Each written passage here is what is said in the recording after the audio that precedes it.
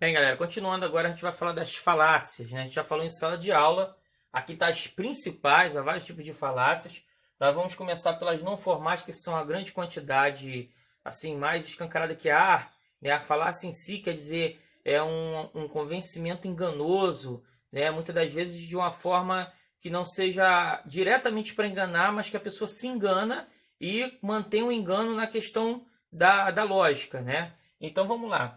O primeiro é o argumento da autoridade. Isso aqui, por exemplo, é quando a gente usa na falácia, usar, por exemplo, um jogador de futebol para falar sobre uso de sabonete. Ele não é especialista disso, mas por ele ser famoso, você usa esse termo como se fosse um argumento de autoridade, como se ele tivesse autoridade sobre esse assunto e coisa que ele não tem, né?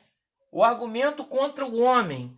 E aí a gente utiliza de uma fraqueza pessoal da pessoa para diminuir a pessoa como aquele posicionamento que ele está. Por exemplo, você tem um governador que na verdade ele seja ateísta, e aí você vai dizer que ele não tem condições de ser governador por ele ser ateu, diminuir a pessoa dele por causa disso, sendo que isso é uma falácia. Nada tem a ver uma coisa com a outra, que é o aspecto religioso com o ato de administrar e governar.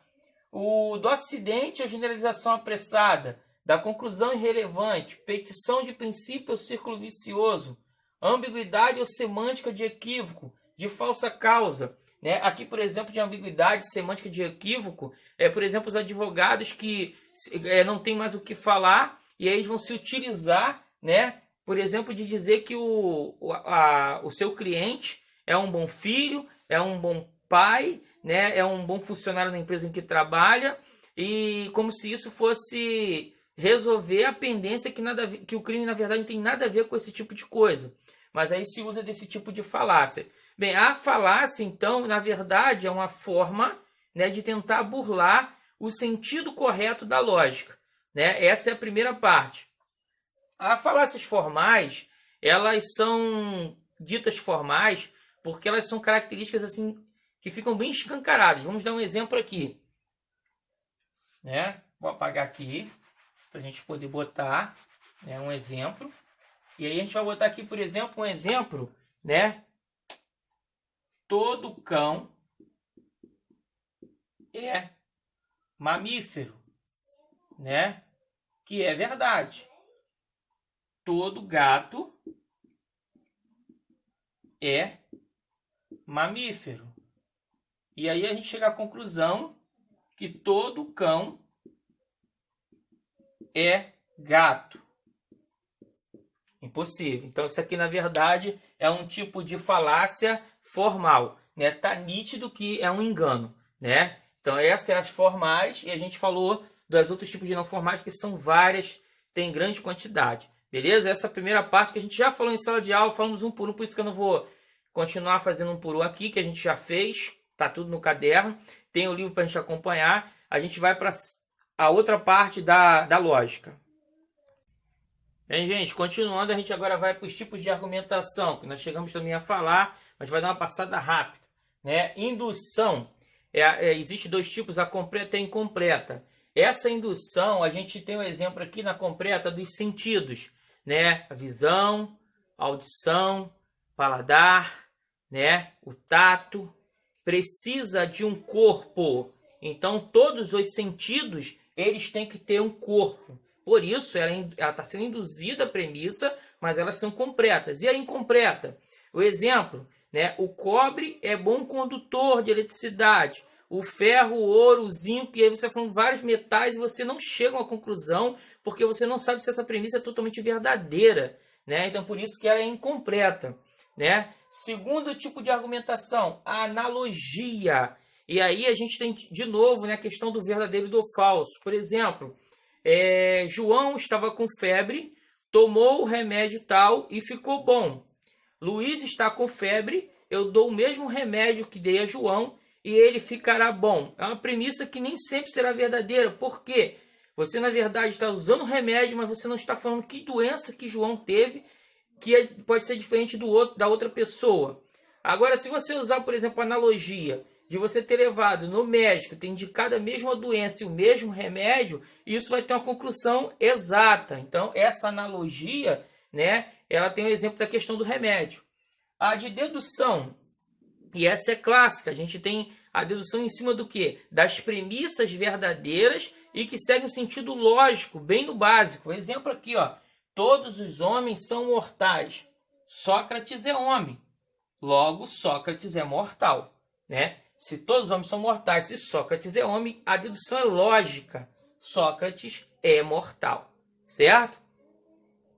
Bem, continuando, né? Em cima da questão de termos e proposições, a gente tem que sempre lembrar, as proposições elas podem ser afirmativas ou negativas.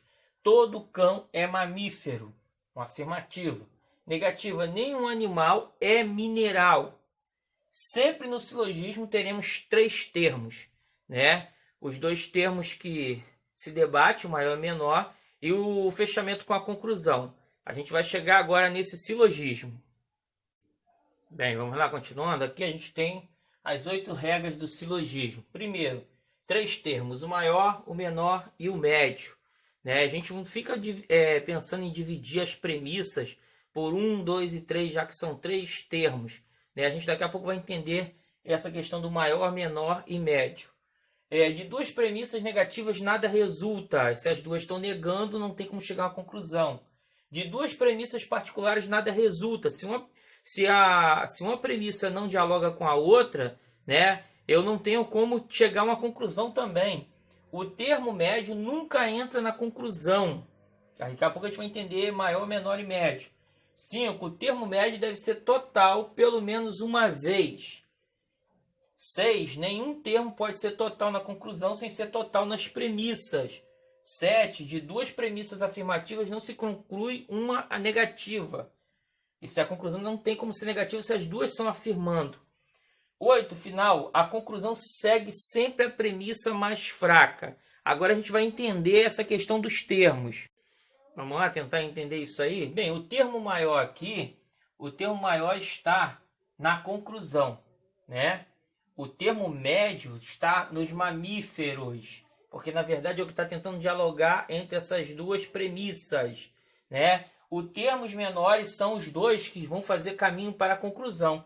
Só que o interessante aqui a gente entender que isso aqui é um dos exemplos que a gente viu lá das falácias, que elas de forma de analogias que não se dialogam, são diferentes. Por quê? Apesar dos cães serem mamíferos, que é verdadeiro, todos os gatos serem mamíferos são verdadeiros, a conclusão está falando de 2 aspectos particulares, não dialogam entre si, né? Então, na verdade, a conclusão ela não é válida, ela não é verdadeira, né? As premissas são verdadeiras, mas a conclusão ela não é válida. Então, esses são os termos para a gente compreender como que trabalha a lógica. Deu para entender até aí? A gente vai agora trabalhar com esse fechamento de lógica para a gente poder fazer algumas atividades para entender essas questões de premissas verdadeiras, né, dessas regras do silogismo. Bem, gente, vai ficar com uma atividade para a gente tentar compreender um pouquinho melhor isso. As atividades do livro que está na plataforma, tá? Clicar lá em livro digital. É o primeiro livro de filosofia, que está falando sobre filosofia através de textos. A gente vai usar, vamos fazer a atividade número 2, a 3 e a 4 do livro na página 169. Beleza? Até a próxima, fiquem com Deus e fique em casa.